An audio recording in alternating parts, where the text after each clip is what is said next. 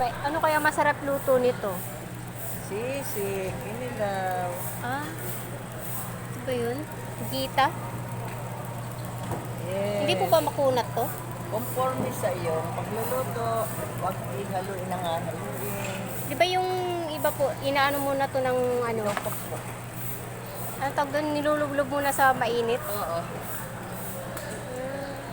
Yun yung pinakamata niya, oh. Yung pinakamata niya. Magkano po ang ano nito? 80 kalate. Ah, mahal pala yun, no? Gita. Lahat.